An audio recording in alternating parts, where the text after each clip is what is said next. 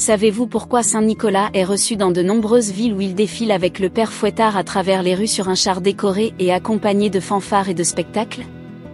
Pourquoi, vêtu de sa tenue d'évêque et accompagné de son âne, il se déplace ainsi et visite les écoles de Lorraine où il distribue des friandises aux enfants sages et quelquefois il place un cadeau devant la porte?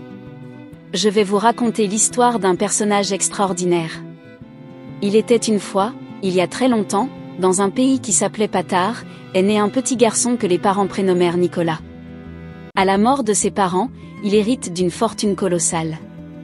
Plusieurs années plus tard, il sauve 3 jeunes filles de la pauvreté en leur donnant des pièces d'or. Une autre fois, ce sont 3 jeunes gens injustement accusés, qu'il sauve d'un terrible châtiment.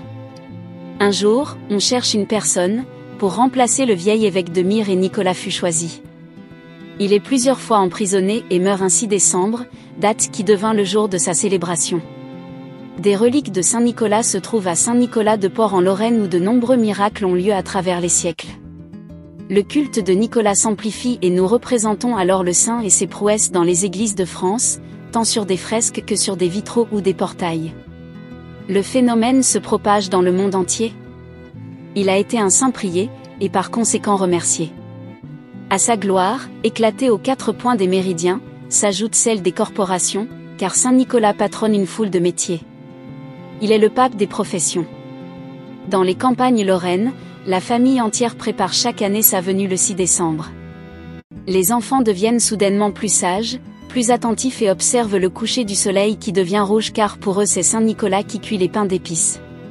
Saint Nicolas n'est pas seulement une légende, mais aussi toute une tradition qui s'est forgée autour d'une personne mythique qui a réellement existé et que nous ne devons à jamais oublier. Les membres du groupe folklorique lorrain de Metz participent depuis plus de 60 ans aux festivités de la Saint-Nicolas à Metz. Ils construisent chaque année un char ou une structure que les visiteurs peuvent découvrir et admirer. Ils défilent et accompagnent Saint Nicolas en costume traditionnel et distribuent des bonbons aux enfants sages.